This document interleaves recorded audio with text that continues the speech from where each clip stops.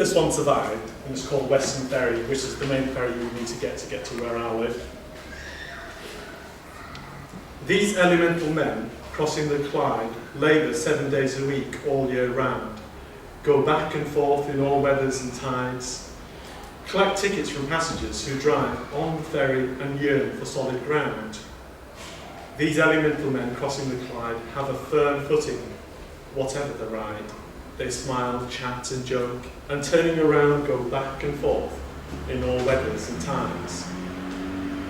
The men pack the cars right up to the sides, mocking the notion of being lost or found.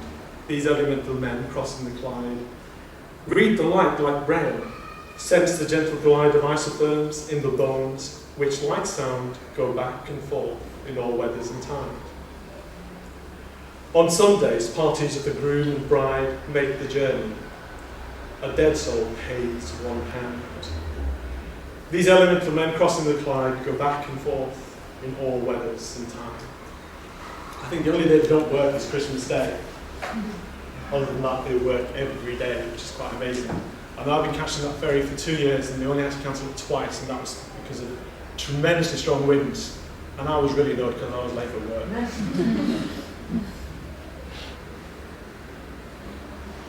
My sponsors, Marks and Spencer's.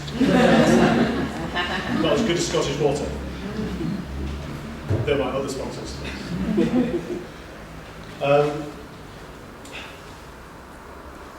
This next poem came about after probably 3 months of a writer's block, and I have the maestro Ian Colburn to thank for it, because he told me this brilliant technique, which is basically just write prose, hell with it.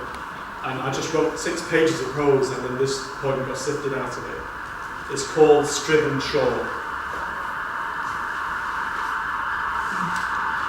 Just wait for this poor person to be rescued. They OD'd on poetry. Yes, it's a fair case of Simon Armitage.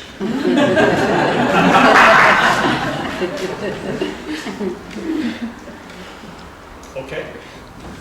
Striven Shore.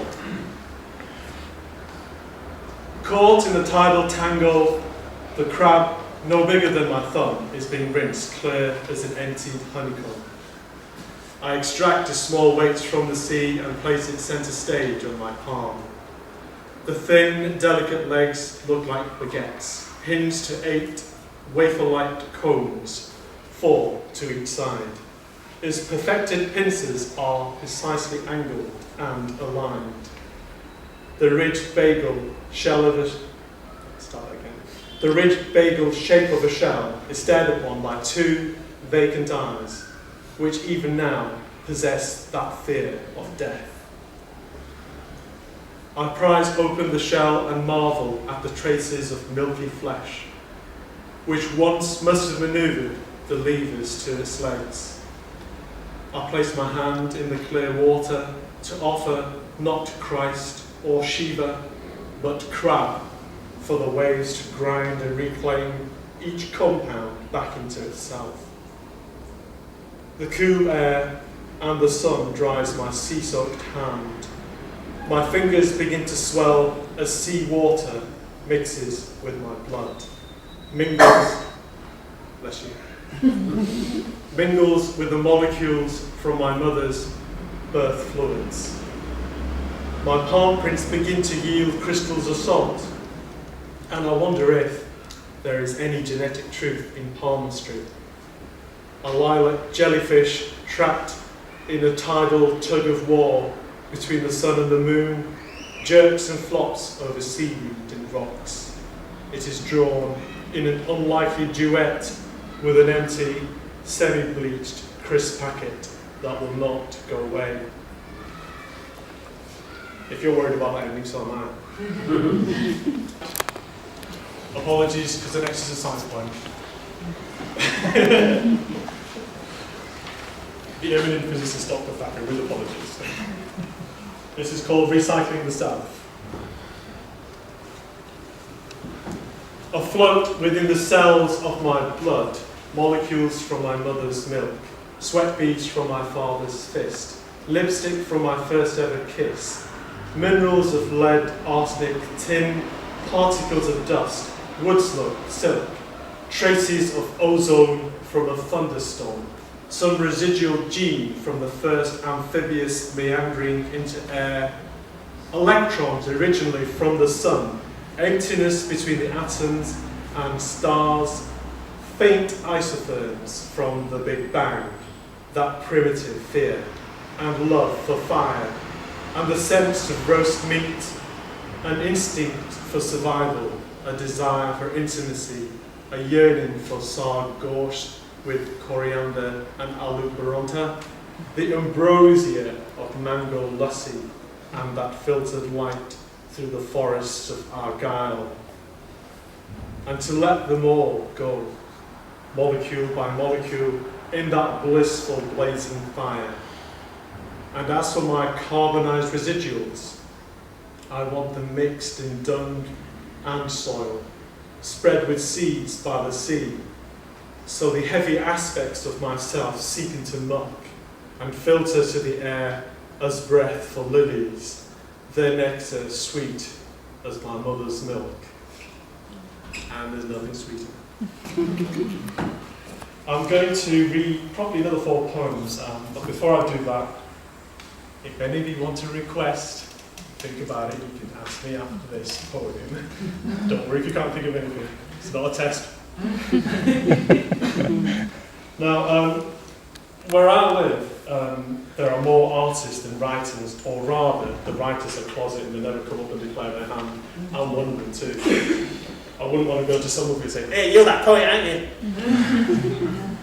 But there are plenty of artists. It's unbelievable the number of artists there are. And we'd gone to one particular gallery, and this woman came up to me and Kathy, and she goes to Kathy, not me, I want to paint him. Like Kathy owned me, like it was her possession, she had to get her permission. And always ask me, hey. So anyway, I went to the studio, and what she didn't know was that I do yoga, and I'm able to keep very still for very long periods of time. So they sat me down and said, anytime you want to move, just let us know. I said, right, cool, sit down. You ready? Yes, cool, sat down. 20 minutes later, they go, is he going to move? And this poem came about of it. And it's simply called Portrait in Pastels. And my mum's not got the original, she's got a copy of it. The original somewhere in Argyll. Portraits in Pastels. My facial skin, I am told, has a reflective sheen, made luminous by the variable white that bounces off my orange shirt. She scrutinises my face in a manner I have never regarded myself. Unnerved by her inspective stare, I feel traces of myself dissolve into the blue of her eyes. The bone white window lace behind her billows with a sense of seaweed and salt, which flows around us like the hush of gentle tides. We inhale the same mixture of air, but she exhales faint hues of my face and hair.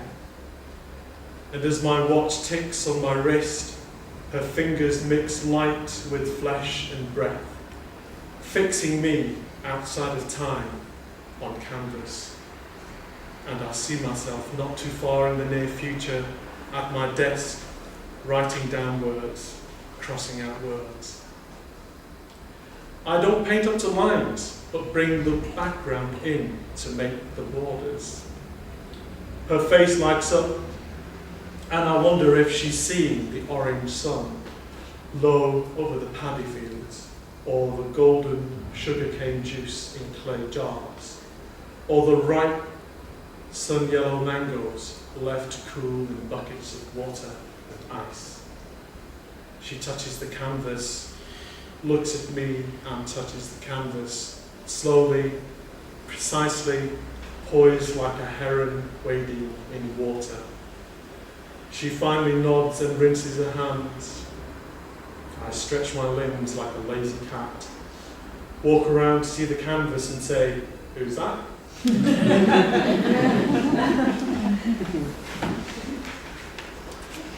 Any requests, anyone?